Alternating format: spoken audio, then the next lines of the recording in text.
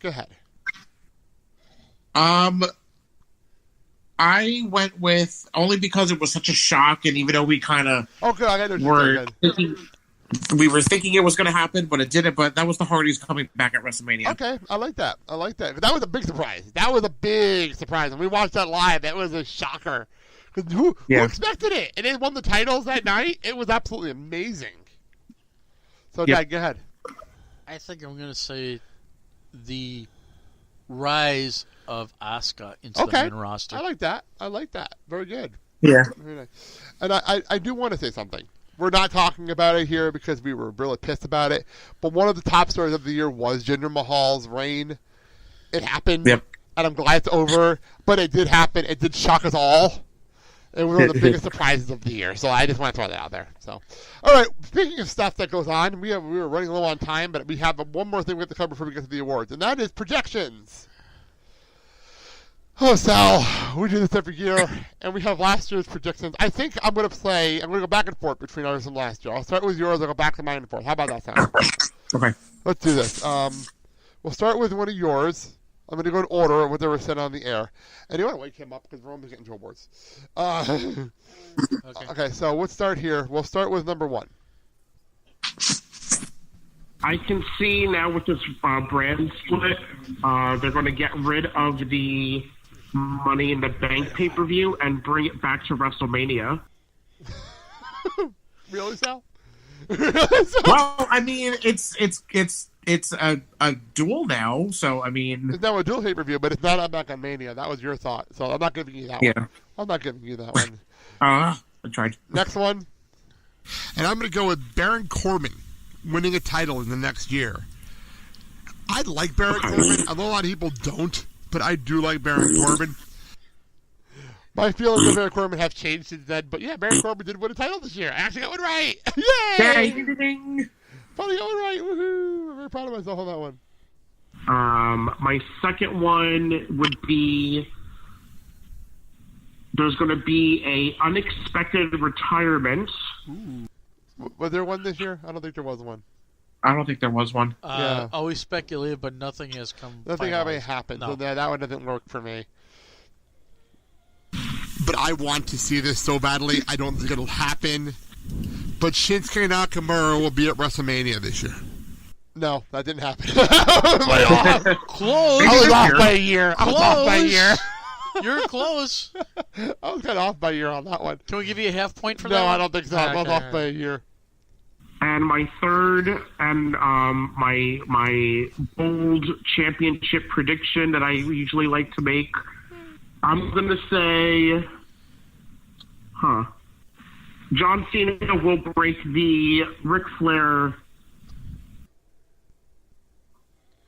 You know what? I'm going to give you it because he tied it. And I don't think anyone expected to actually tie it this year. He did tie the Ric Flair record this year. I'll give you that one. I'm going to give you it because that was a gutsy call on your part because that means he would have to actually win the title. And I didn't expect him to win the title this year. So very nicely done on that one. So you guys are like I got one more. Okay. I got one more. All right. I got this one. Let's go and actually go with Ciampa and Gargano winning a WWE Tag Team title by the end of the year. Boy, I was wrong. I was so wrong on that one. You're kind of close. No, they broke up. They broke up. Right church, wrong pew. Wow, I was way off on that one. My heart was in the right place. There you go. The right place on that one. You're right. All right, so let's go with 2018 predictions. What's your first one, Sal? Go. All right, my first one is Braun and Nia will be champ by the end of the year. Ooh, I like that. I really like that one. I'm going to go with one that's completely random but ridiculous. And I'm going to say at WrestleMania, we get a match between Broken Matt and Sister Abigail. What? Okay, 2019 Blake and Sal, remember that. I know, I'm going to have that out here. Plans in December, like, what the fuck did I say that for? Why did I say that? Okay, Sal, go ahead, number 2. All right, my number 2, kind of out there, and we're probably going to laugh about this next year, but I think the New Day will split up by the end of the year. The New Day are splitting up this year. That's an interesting one. I like that one. That's interesting. And I'm intrigued by it. I don't see why they even have to, but I like that idea. It's definitely be intriguing. It would. I think Big E could be interesting by himself. So I'm intrigued by that one. I'm going to go with. I brought this guy up a couple of times here so far. Aleister Black. He's going to have a WWE title by the end of the year. Not NXT. Okay. A WWE championship by the end of the year. Okay, we'll see about that. Get called up and win something on the WWE roster. I've read about Baron Corbin last year. Maybe I could be right about Aleister Black. Who knows? Who knows, right? Go ahead. What's your last one, Sal? Okay, my bold stretch prediction. Asuka will win the women's title, and she will stay undefeated for the entire year. Ooh, I like that. That's an interesting one. I'd be interested next year if that actually happens. That would be a cool one to get right. I'm going to go. It would be very interesting to see. That's good. That'd be a good storyline. That'd be an interesting storyline. I don't know if WWE has the patience to pull that off, but we'll see how that works. I'm going to go with one completely bold prediction that I doubt will happen. But I'm going to say that WWE will add women's tag team championships to their roster.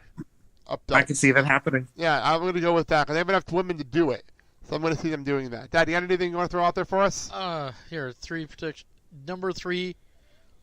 Sanity is going to get called up, and before the end of the year, they're going to have tag straps. Okay, so Sanity will win the belts by the end of the year. Got it. Number 2, Drew McIntyre gets called up and wins the IC title. Ooh, okay, I like that idea. Number 3, Shinsuke Nakamura becomes the champ and has the belt. Ooh.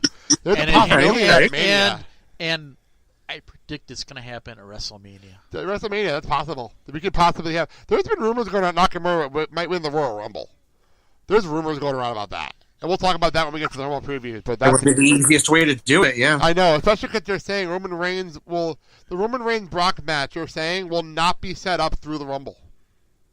Okay. Which, I like that idea, especially because we're in Philly, and I don't want to see Roman Reigns win the Royal Rumble in Philadelphia twice.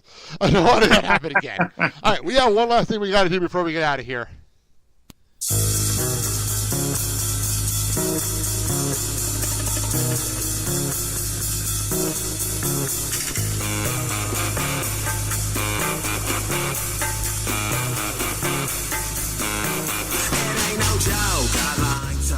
I was trying to find the music we used for the awards back when we announced them. Oh, yeah, this is the song we used. Perfect.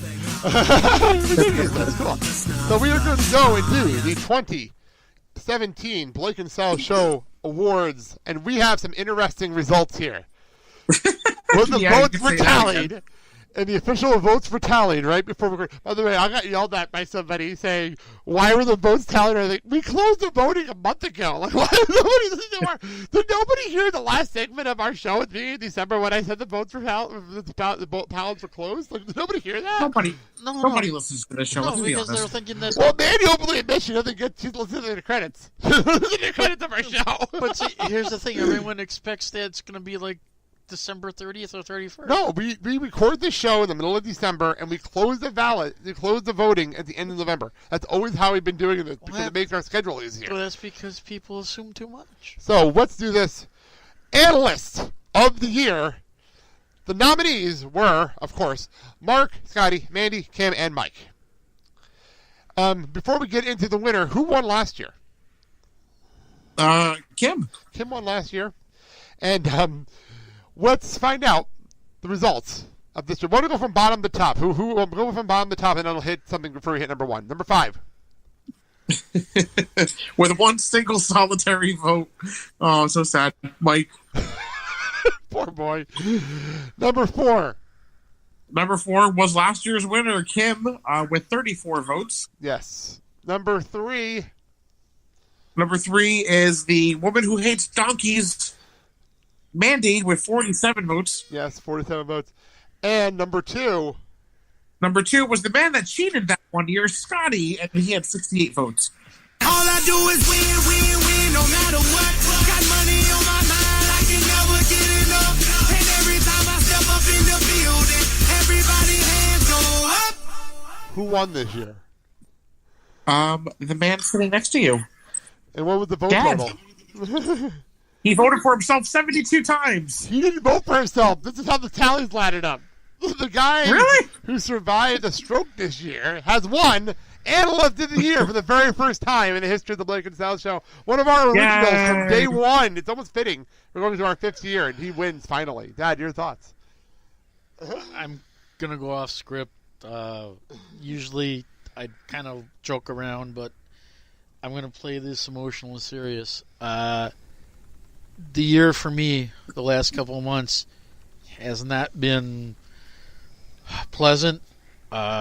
Unexpected things happen medically with the stroke, and whether or not things were going to not happen or happen, and things are still developing medically with this, but it's a day-by-day thing the way I look at it, and that means I'll probably be in the labor force and do permanent retirement, which is I'm accepting.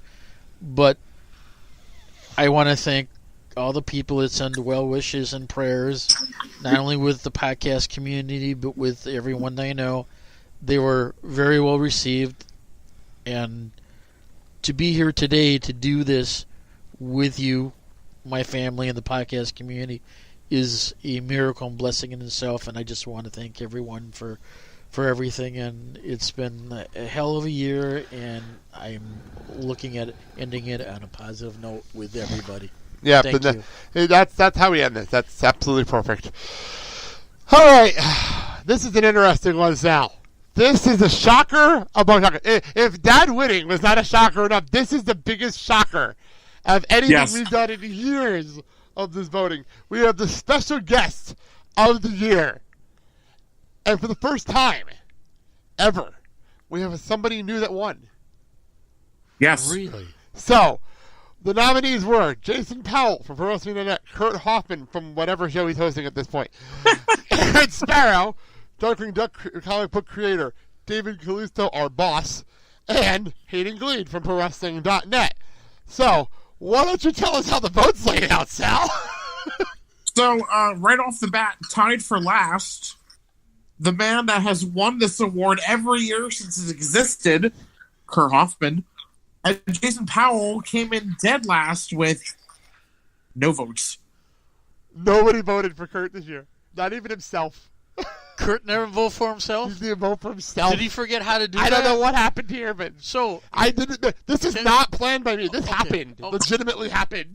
Can anyone reach out to Kurt and figure out He'll what be the on hell the Clerk's happened? Minute. He'll be on Clerk's Minute next month. Well, so. ask him why he didn't vote for himself. This is a weird situation how this happened. Holy crap. So that was tied in third. Who came in tied in second?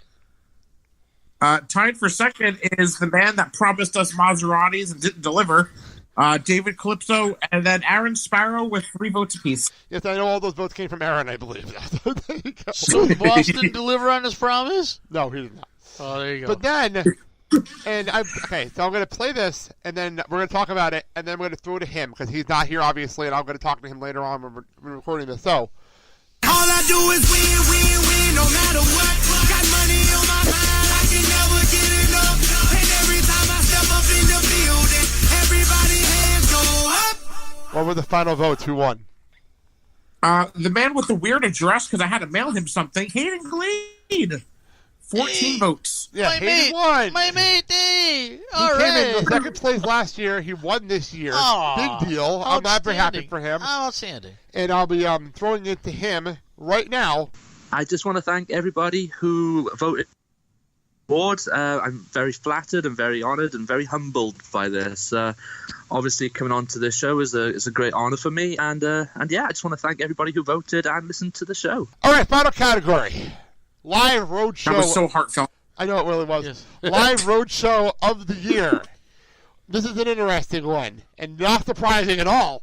So, bottom of the just tell us the order of events because I think everyone knows the nominees of this one. Bottom of the top, number 4. Number 4 was the Bruce City Wrestling 13th anniversary with you and Dad. Yep. And you didn't even vote for yourselves. Well, I got nothing to say. I'm sorry. And then number 3. Number 3 was the 2017 Stanley Cup playoffs between the Pittsburgh Penguins and the Columbus Blue Jackets with Mike, and he voted for himself. He didn't vote for himself in the beginning, but he voted for himself here. I'm not sure how that works. Okay, and next one, I'm shocked this got for voted. I didn't even vote for myself in this category. Number 2 was the Brew City Wrestling at the 2017 Wisconsin State Fair with Blake for 4 votes. Yes, and the guy who we got a